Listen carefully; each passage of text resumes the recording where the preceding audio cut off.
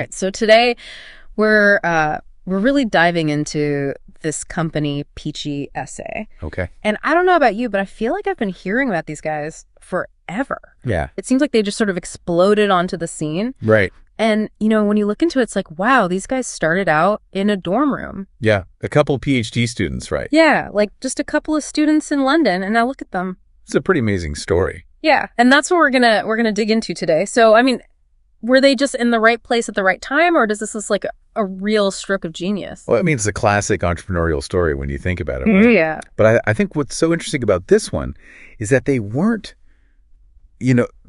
developing an app. Right. Or some new piece of tech or anything like that.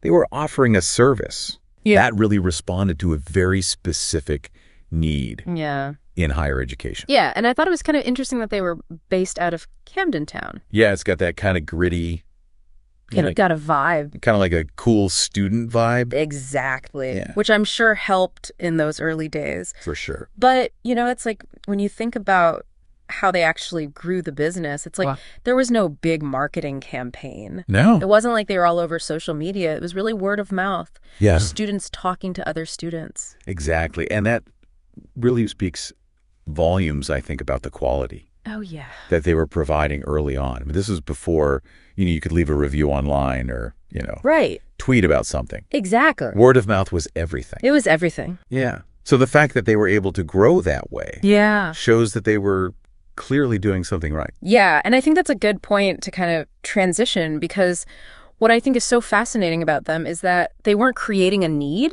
They were meeting an existing one. Absolutely. So, it makes you kind of wonder, like, what was it about that time in academia that made students search out this kind of help? You have to think about what was going on. Yeah. I mean, were universities increasing workloads? Right. Or were students feeling more pressure? To specialize. Yeah, to specialize. And, I mean, they were focusing on dissertations early on. Oh, yeah. Which is like a huge undertaking. Huge pressure. Yeah. So, yeah. Yeah, so clearly there was something there. And look at them now. I mean, now they're global. It's amazing. It's like they've got writers all over the world. In so many different countries.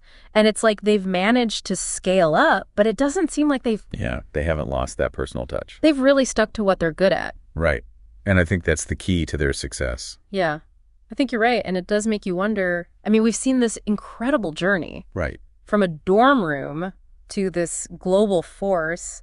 What does this tell us about higher education in general? That's the big question, isn't it? Yeah. Are the challenges students face just that much greater now? Right. Are they not getting the support they need? And how has the definition of academic success changed? It's a lot to think about. It really is. Yeah. A lot to think about.